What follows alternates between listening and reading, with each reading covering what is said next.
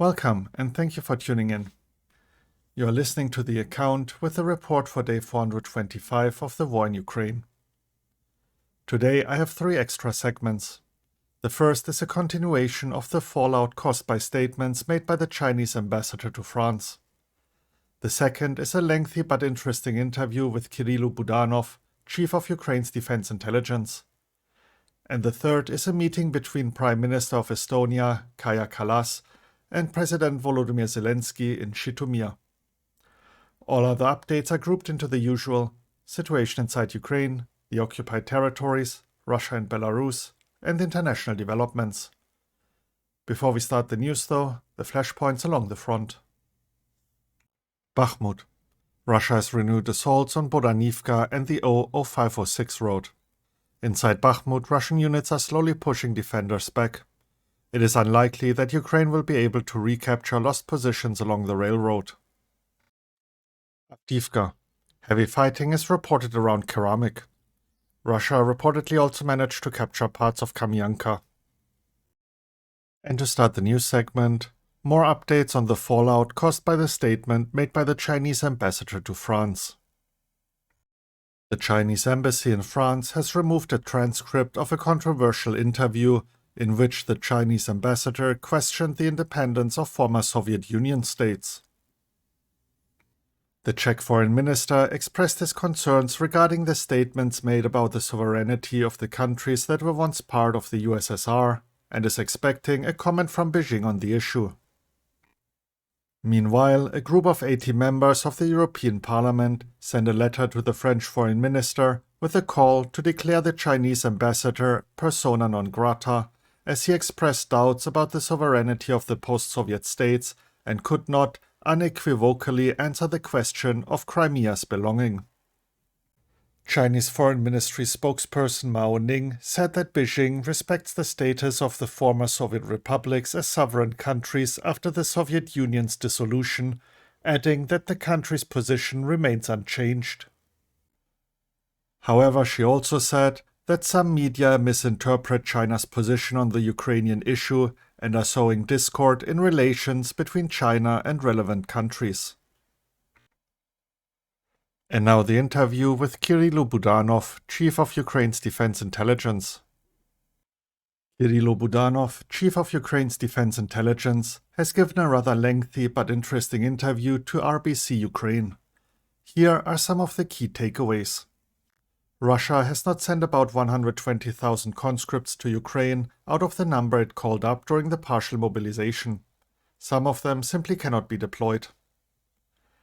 If the Crimean Peninsula is the last swathe of land to be recaptured from Russia, it will end the war. Budanov also believes Russia will not launch a nuclear attack when Ukrainian defenders enter occupied Crimea. When asked whether he still stands by his claim that a decisive battle that will bring the end of the war closer will take place this spring, and whether the pace of Western military supplies might have caused him to reassess his prediction, he answered that Ukraine is approaching a key battle and it will take place this spring as planned. Budanov also stated that China has not yet transferred a single round to Russia and is not preparing to do so. When asked what events can make Russians take to the streets to protest against the government, Budanov noted that if we look at the history of Russia at different stages of its existence and analyze what led people to riots, uprisings, rallies against the government, in all cases it was military defeats. According to him, there are fierce disagreements between Russia's military, political, and business elites over the war in Ukraine. Currently, Budanov also does not see a threat of a repeat offensive by Russian troops from Belarus, and he is convinced that Russia is producing new missiles and accumulating them to disrupt Ukraine's offensive. Look at the meeting between Prime Minister of Estonia Kallas and President Volodymyr Zelensky. Prime Minister of Estonia Kallas has met with President of Ukraine Volodymyr Zelensky in Zhytomyr. Zelensky lauded Estonia as the first country to start practical reconstruction of Ukraine and awarded the Prime Minister with the Order of Prince Yaroslav the Wise. During a briefing, Zelensky stated that more than 2,238 people have returned from Russian captivity, including 140 civilians. Kallas, meanwhile, stated that Estonia supports the International Tribunal to prosecute Russian crimes and emphasized the need to prosecute the leaders of Russia who ordered the invasion. Both leaders also signed a joint declaration on support for the Ukrainian peace formula, creation of a tribunal to prosecute Russia, support for Ukraine's EU and NATO membership, as well as coordination of actions for security guarantees before membership in the alliance. A look at all the minor updates out of Ukraine.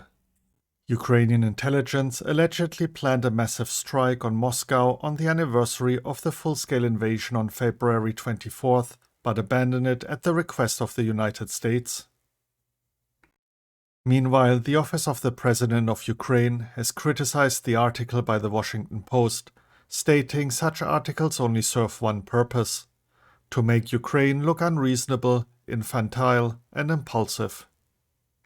Air raid warnings were issued in the city of Zaporizhzhia and Zaporizhzhia Oblast at 2:40 a.m., and explosions were reported. Natalia Humeniuk, head of the Joint Press Center for Operational Command South, has warned Russians living or vacationing in Crimea that there will be an increase in air raid warnings and explosions. Ukrainian President Volodymyr Zelensky has expressed confidence in Ukraine's ability to repel the Russian invasion, saying that the country is preparing for a counteroffensive. He also stated that the reason Russia claims that it is fighting NATO on the territory of Ukraine is because it is ashamed to admit its lack of success on the battlefield. Next up, the latest regarding the situation in the occupied territories. Sevastopol came under attack by surface drones at around 3:30 a.m., Mikhail Razvozhaev, the Russian-installed head of the occupation government in Ukraine's Sevastopol, claimed. Members of the Artesh underground resistance movement have blown up an invaders' checkpoint near the village of Oleshky in the occupied part of Kherson Oblast. According to Ivan Fedorov, mayor of Melitopol, Russia has concentrated a large amount of troops near Melitopol. Moving on to the news updates from Russia and Belarus.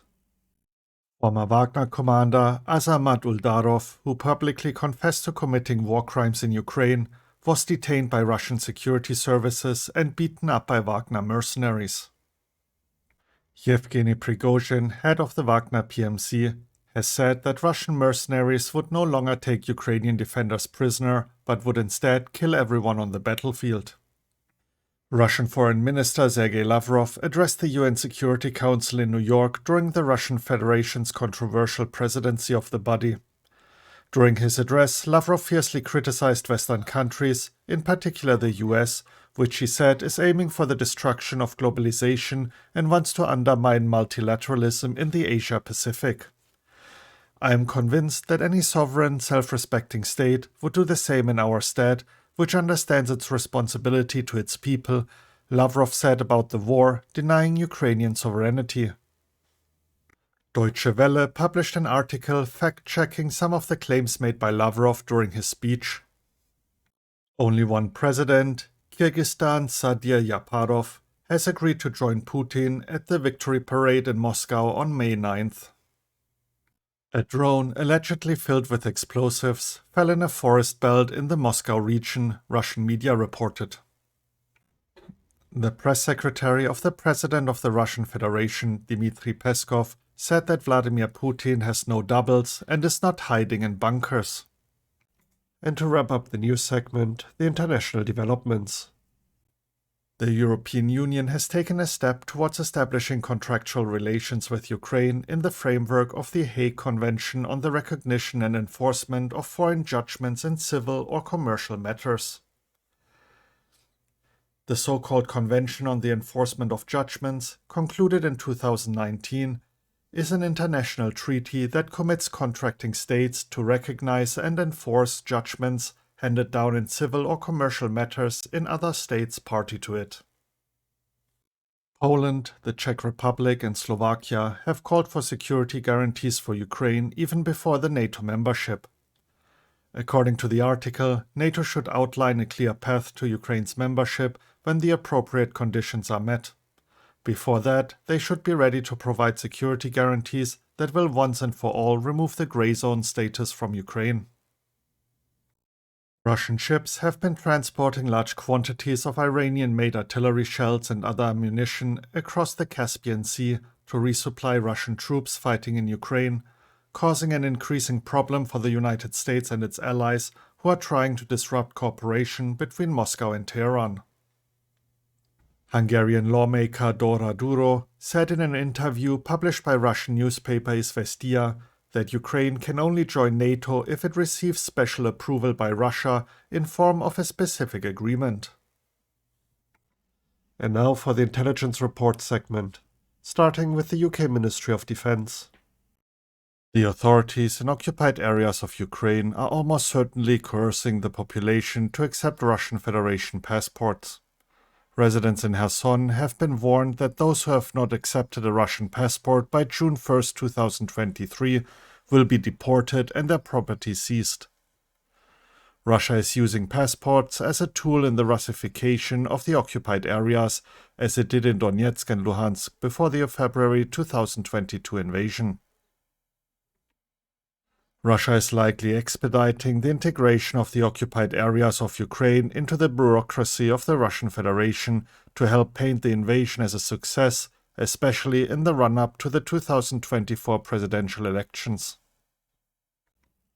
A look at the latest assessment by the Institute for the Study of War. ISW is publishing a special edition campaign assessment today, April 23rd. This report outlines the current Russian order of battle, ORBAT, in Ukraine, assesses the offensive and defensive capabilities of Russian force groupings along the front, and discusses major factors that may complicate Russian defensive operations in the event of a Ukrainian counteroffensive. This report is based on a number of assumptions about Ukrainian capabilities that ISW does not, as a matter of policy, attempt to assess or report on. ISW offers no assessment of or evidence for these assumptions, and thus offers no specific forecast for the nature, scale, location, duration, or outcome of the upcoming Ukrainian counteroffensive. Ukraine has attractive options for offensive operations all along the line, and ISW does not assess that the information presented in this report or any observation ISW has made below lead obviously to the conclusion that Ukrainian forces will attack in one area or another. Russian forces in Ukraine are operating in decentralized and largely degraded formations throughout the theater, and the current pattern of deployment suggests that most available units are already online and engaged in either offensive or defensive operations. It is highly likely that the majority of Russian elements throughout Ukraine are substantially below full strength due to losses taken during previous phases of the war. This report will discuss elements of certain units and formations deployed to certain areas, but it should not be assumed that any of these units or formations are operating at full strength. It is a rather lengthy assessment which also uses maps. Please check it out yourself. And to wrap up the report, the evening update by the General Staff of Ukraine. The main efforts of the enemy are focused on conducting offensive actions in the Bakhmut, Avdiivka and Marinka directions. More than 30 enemy attacks were repelled. The fiercest battles continue for Bakhmut and Marinka. In the Bakhmut direction, the enemy continues to conduct offensive actions. Heavy fighting continues for the city of Bakhmut. In addition, during the day, the enemy conducted unsuccessful offensive actions in the direction of the settlements of Novomarkove and Khomove. In the Avdiivka direction, the enemy carried out offensive actions near the settlements of Novokalinove, Stepove and Pervomaiske of the Donetsk Oblast without success. In the Marinka direction, during the day, our defenders repelled enemy attacks in the area of the Marinka settlement as well as in the vicinity of Novomichalivka. The enemy continues to use the civil infrastructure of temporarily occupied settlements for its own purposes. In particular, in Holubivka, in the Luhansk Oblast, The Russian occupiers use one of the schools as a medical center to provide medical assistance to their servicemen. And with that, the report is finished. If you're interested in any of the articles I mentioned and want to read up on them, you can find links to them in the description as usual. If you enjoyed the report and found it informative, please consider sharing it with others and giving me a like. Thank you for tuning in and have a great day. You were listening to The Account. Slava Ukraini.